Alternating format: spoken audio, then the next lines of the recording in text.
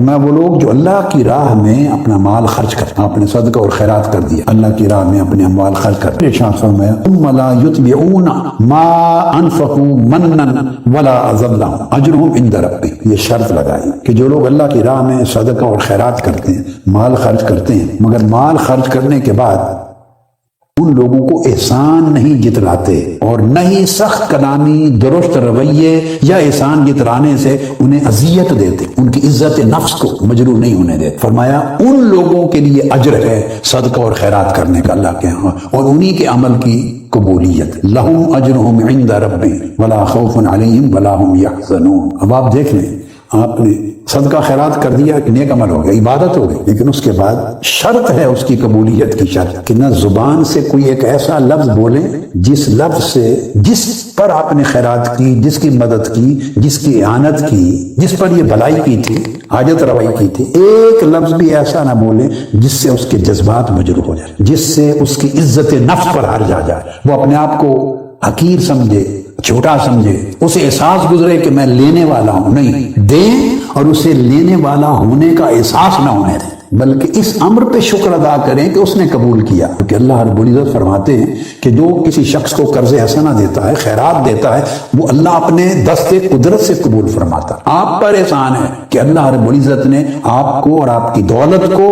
اپنے کسی بندے کی ضرورت پورا کرنے کے لیے چن لیا، توفیق دے دیا، یہ آپ پر احسان، اس پر احسان نہ جتلائیں، ایک لفظ بھی نہ بولیں۔ اور عام لوگوں سے ہر ایک سے جب بات کرو،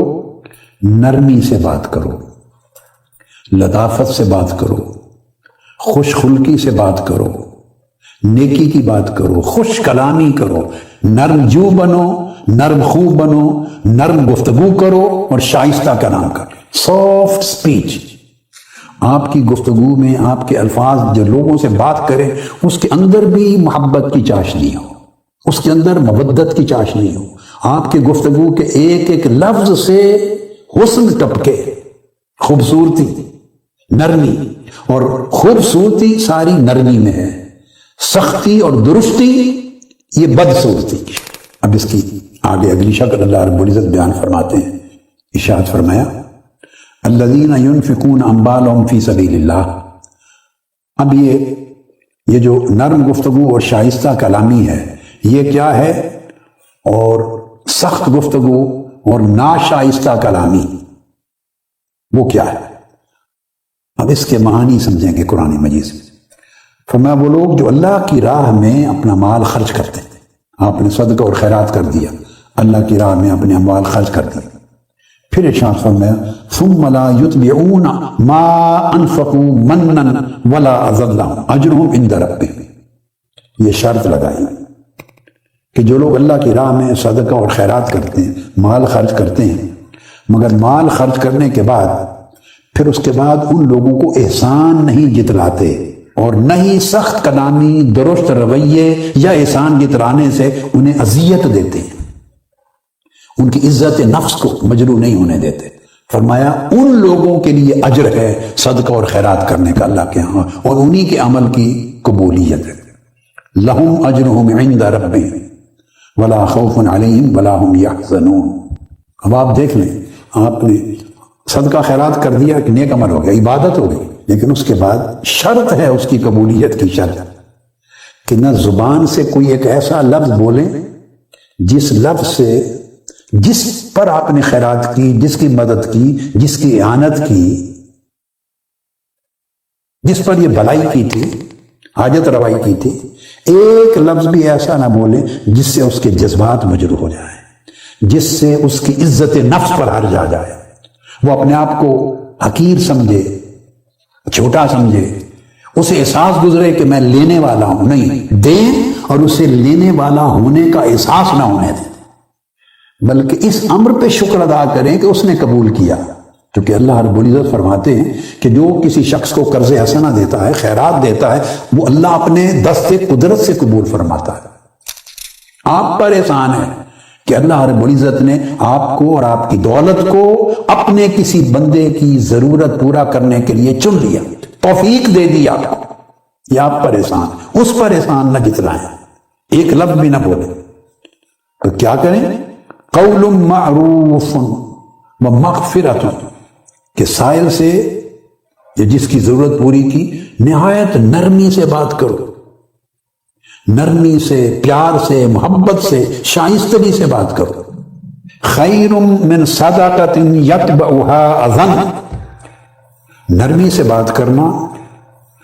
عفو درگزر سے کام لینا، اس کی عزت نفس کو برقرار رکھنا، محبت اور شائستگی کے ساتھ، ادب کے ساتھ بات کرنا، اس کی دلجوئی کرنا، آپ اپنی زبان کے ساتھ دلجوئی کریں۔ فرمایا یہ اس صدقہ سے کہیں بہتر ہے جس صدقہ کے کرنے کے بعد آپ کے ایک لفظ کے ذریعے اس کی دل آزاری ہو جائے، آپ کے چہرے کے تاثرات اس کے دل کو توڑ دیں، اس کی عزت نفس کو مجروح کر دیں، طرز کلام، آپ کا رویہ اس کو احساس دلا دے، شرمندگی دلا دے، یہ اس کے لیے اذیت ہوگی۔ پھر اللہ رب العزت نے ارشاد فرمایا وَإِمَّا تُعْرِضَنَّ عَنْهُمُ ابْتِغَاءَ رَحْمَةٍ مِّن رَّبِّكَ تَرْجُوهَا فَقُلْ لَهُمْ قَوْلًا مَيْسُورًا۔ فرمایا ایسی صورت بھی ہو سکتی ہے کہ کسی حاجت مند نے اپنی حاجت آپ کے سامنے پیش کر دی، کوئی ضرورت آپ کے سامنے رکھ دی، مگر آپ خود تنگ دست ہیں، آپ کے پاس فراوانی نہیں، اس وقت اس پوزیشن میں نہیں کہ اس کی مدد کر سکیں، مالی اعانت کر سکیں، تو آپ گریز کرنا چاہتے ہیں، دے نہیں سکتے، گریز کرنا چاہتے ہیں۔ تو فرمایا اگر تم اپنی تنگ دستی اور عدم استطاعت کی وجہ سے گریز کرنا چاہو کسی مستحق سے، ضرورت مند سے، اللہ کی بارگاہ میں انتظار کرتے رہو کہ کوئی اچھا وقت آئے تو مدد کر سکوں، اچھا وقت آئے تو مدد کر سکوں، آپ مدد نہیں کر سکتے، تو فرمایا نہ دے سکو تب بھی نرمی سے بات کرو، نرمی سے بات کرنا بھی صدقہ اور خیرات ہو جائے۔ پھر سورہ طٰہٰ میں ارشاد ہے، اللہ رب العزت نے فرمایا اذهب انت واخوك بآیاتی ولا تنیا فی ذکری اذهبا الى فرعون انه طغى فقولا له قولا لینا لعله يتذکر او یخشی۔ فرمایا موسیٰ آپ اور آپ کے بھائی ہارون میری نشانیاں اور معجزات جو میں نے عطا کی ہے، آیات بینات لے کر جاؤ فرعون کے پاس، اور ہمہ وقت میری یاد میں اور میرے ذکر میں رہنا، اس میں کبھی غفلت نہ ہو، کوتاہی نہ ہو، اور فرعون کے پاس جاؤ دعوت لے کر، وہ سرکشی میں حد سے گزر چکا ہے۔ یہ حکم دینے کے بعد فرمایا فَقُولَا لَهُ قَوْلًا لَيِّنًا، اور جب فرعون سے بھی بات کرو تو نرم انداز سے گفتگو کرنا۔ جو دشمن ہے، جس نے غلام بنا رکھا ہے بنی اسرائیل، اس کو دعوت دیتے ہوئے بھی قولاً لینا، نرم انداز سے، سافٹ بات کرنا، کیونکہ اس کے نتائج ہوں گے۔ نرم طریقے سے بات کرو گے تو شاید نرم گفتگو اس کے لیے نصیحت قبول کرنے کا سبب بن جائے یا میرے غضب سے ڈرنے کا سبب۔ اب یہ جو دو چیزیں بیان فرمائی ہیں لعلہ کے بعد، یتذکر او یخشی، اس کا مطلب ہے کہ اللہ پاک یہ سمجھانا چاہتے ہیں کہ نرم انداز گفتگو ہر صورت میں ہر شخص پر کچھ نہ کچھ اثر ضرور رکھتا ہے۔ یہ لعلہ یتذکر او یخشی، اس کی حکمت یہ ہے دھیمے انداز سے، نرم انداز سے، محبت کے ساتھ، شائستگی کے ساتھ گفتگو کرنا، کیونکہ نرم طریقے سے سمجھا کر شائستگی، محبت، اکرام سے کی ہوئی گفتگو یقیناً کچھ نہ کچھ اثر رکھتی ہے، خواہ وہ نصیحت قبول کرنے کی طرف اس کا دل جھک جائے یا جھکنے لگے یا جھکنے کے لیے سوچنے لگے یا خوف کا پہلو اس کے کوئی دل میں ڈر پیدا کر، لیکن بہر صورت اشارہ اس امر کی طرف ہے کہ دل متوجہ ہوتا ہے۔ نرم انداز سے گفتگو کی جائے، جس شخص سے بھی کرے تو دل کے کان سننے کے لیے تیار ہو۔ تحریک منہاج القرآن اور مصطفی انقلاب کے عظیم کارکنوں، لاہور، یہ شرقی لاہور بنتا ہے، لاہور شرقی، شمالی، جس میں شالامار بولتے ہیں نا جگہ، ایک ایک آدمی، شالیمار ٹاؤن، باغبان پورہ، شاد باغ، داروغہ والا اور رفیق آباد اور گرد و نواح کے علاقوں سے تعلق رکھنے والے غلامان مصطفیٰ،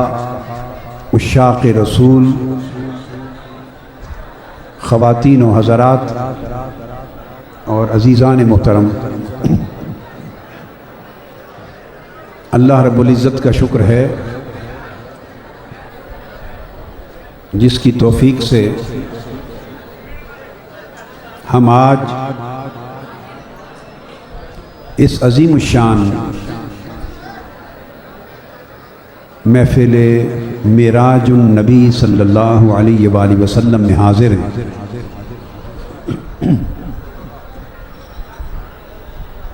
اور مبارکباد کے حقدار ہیں وہ ہزارہا افراد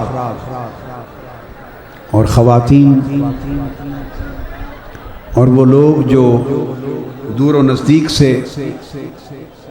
کثیر تعداد میں شرکت کے لیے آئے ہیں، اور جو اتنی دور تک بیٹھے ہیں کہ اجتماع کی حدوں کا اندازہ نہیں ہو رہا۔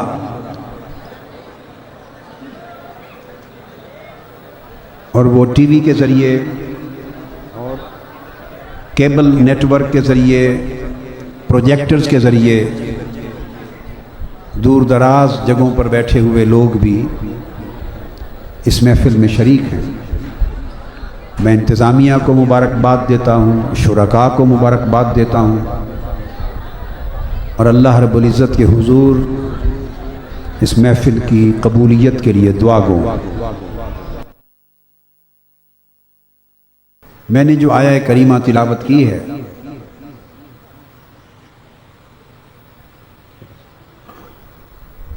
اس میں اللہ تبارک و تعالی نے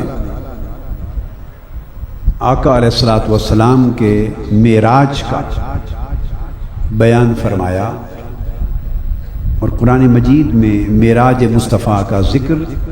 3 مقامات پر آیا ہے صلی اللہ تعالی علیہ وسلم۔ ان میں سے ایک مقام یہ، اس میں ایک